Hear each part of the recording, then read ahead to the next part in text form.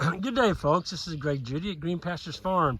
Today I'm in Wisconsin. It's actually Sauk County, and I'm with Darren Yancey. Did I pronounce that right? Yankee. Darren Yankee. Darren was gracious enough to offer his farm. It's just such, I want to do a panoramic, folks, of where we're at. Watch this. So everywhere you look out here, I tell Darren, I said, you get to come out here every morning and this is your workshop or your office. I mean, this is unbelievable. I told him when I got here, it kind of reminded me of New Zealand. I mean, it's that beautiful out here. So Darren, tell me a little bit about your operation and what you're all about. So we have about 330 acres of perennial pasture. We raise grass-fed beef along with custom-raised Holstein heifers. We've been rotational grazing now for quite a few years and do more of a managed grazing since about 2015 when I started following Greg Judy on Facebook. Okay, cool. And so the stalkers that we're looking at right here, these will be grass-finished beef for your program? Yes, they will be grass-finished beef. They finish in about 24 months of age. Well, I tell you, Darren, you've got the right size. You were saying they're finishing around 1,050 to 1,100? Correct, yeah. We have a Aberdeen Angus mix with Angus. Yep. So a little bit smaller framed animal. Yep.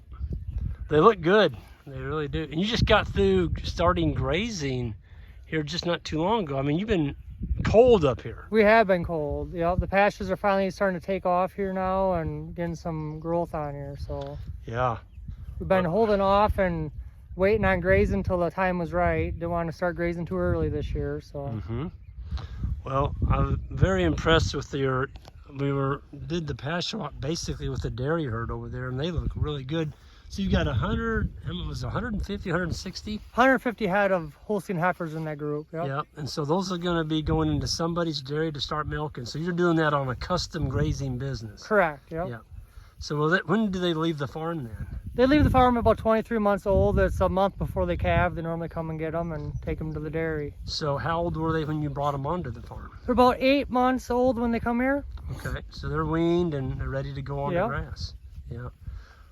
What's your favorite part, Darren, of this lifestyle up here? I mean, obviously you have this beautiful office you work in every day. What's your favorite part? My favorite part is coming out, moving the cattle over the new paddock every day. That's what I really enjoy doing. It's pretty therapeutic, isn't it? It is, yes, relaxing. Coming out, what do you hear out here, Greg? Anything besides birds and the cattle eating right now? And us talking, I guess? Yeah, I mean, it's funny, Darren, I get requests from people that say, you know, Greg, why don't you just make a video and don't say nothing? Oh, you know, just let the cattle listen to nature. Yep. And so I did that the other day. I haven't posted it yet, but it's going to be, and it's pretty darn therapeutic. So, yeah, it's a great living. You're out here in nature. We came up through this valley, folks, and we had, I don't know how many cars in that lot right there. There was a bunch. Most of the people left now, but they have. Yeah. I don't know. We had 150 people right there, but he's got a pine. Did you plant those pines up there? Or are those natural? Years ago, I think my great-grandpa planted them. Your great-grandpa? Yeah. Well, that's a good windbreak up there. I bet it knocks down a lot of wind. It does, yeah. A lot of protection over here. Yep. You know? Everywhere you look around here, folks, it looks like a darn postcard.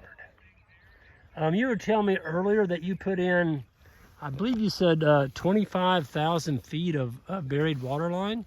There's 25,000 feet of water line overall. We have about 3,500 feet of buried water line that's 6 feet deep. 6 feet? 6 feet deep. My goodness. In the frost, yeah. That's what you got to go up here in Wisconsin. Yeah. We have a couple winter waters that are that far away from the main farm building, so. Wow. It helps us get our cattle away from the buildings and be able to bale graze out here in the pastures where it belongs. So up here, what's your bale grazing program consist of? You're setting the bale out? We are enrolling the hay out on top of the forage that's out here. So there's some forage going into winter yet, but we normally run a week worth of feed out at a time. And we are rotating the cattle not as often as I'd like, but about once a month the cattle get moved to a new paddock. So we're enrolling feed in the same paddock for about a month. Yep. And you also, you're running a beef cow calf group. You've got the stalkers, and then you've got these dairy heifers. And is your place up here on the road when we drove in? Was that where you all? Yes, that is. Yep. Well, I tell you, your dad, is he still, he's pretty actively involved in Oh it yeah, too. yep.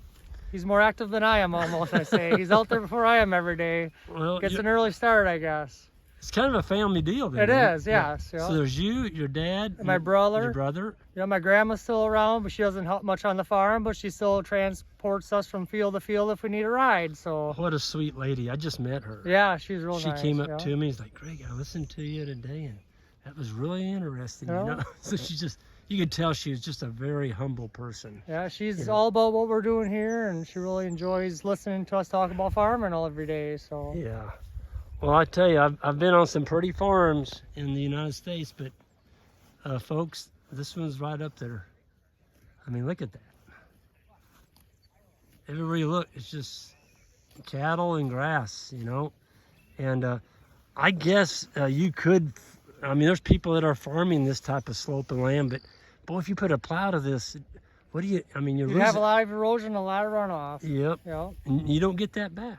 No, once it's gone, it's gone. Yep. Yeah. Yeah. So that's what I'm impressed out here is everything's sealed up. You love your soil because you're keeping it. I tell people, you know, if you don't like your soil, just keep it bare. Yeah, It'll that's be true. gone. It'll be gone. So, yeah, that's well, your program on your marketing. So you're marketing the Holsteins. You're getting paid so much a day for the Holstein heifers, and then on your steers, what are you doing with them? We sell some to the Wisconsin Grass-Fed Beef Cooperative, a local state group that has meat in many retail locations, and we sell some to them, and others we are direct marketing ourselves off the farm as freezer beef. Okay. Yep.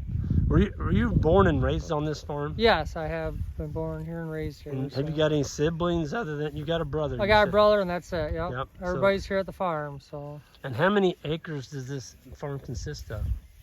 Well, we farm 1,300 in total. The main farm area here, we have about 500 acres continuous, and 350 that's in pasture. So Okay. we cool. have all of our fenced off woods and stuff that we don't leave the cattle in. But Right. I noticed you got a lot of high tensile wire. You were saying earlier, you used to have more paddock divisions in here, and you came in here and took a lot of that out. Why'd you do that? ease of movement of the cattle. The more divisions you have, the harder it is to move the cattle around, and if you have smaller areas, the cattle got walked through, they really pug the soil up around gateways and stuff like that. So a more open area and more poly wire works out wonderful. You like that? We do, yep. Yeah. You can create bigger paddocks or smaller paddocks a lot easier than having a permanent wire there, and Yep. works out pretty good for us. Well, I'm standing right here, and all the way to those trees out there, there's not a fence other than poly, is there? You got one high tensile wire up there, maybe? One high tensile wire. That's yeah. it. And there's nothing from here clear down to that pond. I mean, it's just wide open. I think that's what I like about it the most. Yeah. It gives you so much flexibility. Flexibility, Yep. yeah. Boy, your steers look good. I mean, they're putting on weight. They're fat. You want to talk a little bit about your forage here, Dan? What are we looking at here? Mainly, you've got orchard grass. Orchard grass, the little red clover. I think there's Yep. a little white clover out there. I see some alfalfa. Yeah. You got some alfalfa here. And so, explain your leader follower. We haven't covered that. So what you've got the steers going. We have the steers eating the best quality feed out in front, and we have about 50 head in this group of Yep. feeder cattle. And then we're coming in behind them with 150 head of the Holsteins to clean up a little bit. So you're using the Holstein heifers as a cleanup crew We are. because they're not milking. They're not milking, Yep. so they can eat a little bit poor quality feed, but we still want them to get good feed, but it could be a little poor quality. Yep. We're trying to get 2.5 pounds a day on our feeder cattle if we can in the summertime would be great. And Yeah. That's pretty good money. You know, if you're selling that stuff for, yeah, grass-fed beef and Yeah. get 2 pounds a day times 50 head, that's, boy, this guy up here, Dan, look at him. He's just a chunk. This red tag one there. oh yeah. Gosh, look at him. He looks like he's just about, He's about ready to go pretty soon. Man. A couple of these are. yeah, I think we have about 6 in here that'll be finished this summer yet. The rest are already all gone. yeah. Wow. He's got a really good frame to him. Folks, he doesn't have a lot of leg on him. He's built low to the ground. That's a good doing animal. I bet you he's going to be good eating too. I think so, yeah. They're on super high quality forage here, folks. This is I don't know, how deep is your topsoil out here, Darren? That's a good question. I really don't know the answer for you on that. Yeah. It looks like you got pretty good soil from the looks. I mean, Yeah, it's pretty decent soil. It's yep. Well, there's people. shallow in a few spots, but There's people farming right down the road from you. yeah. So it's got to be good enough to be kind of getting some row crop out of Oh it. yeah. Well, folks, I'm going to go ahead and sign out of here. Darren, I want to thank you for taking the time with me and being part of your beautiful farm here.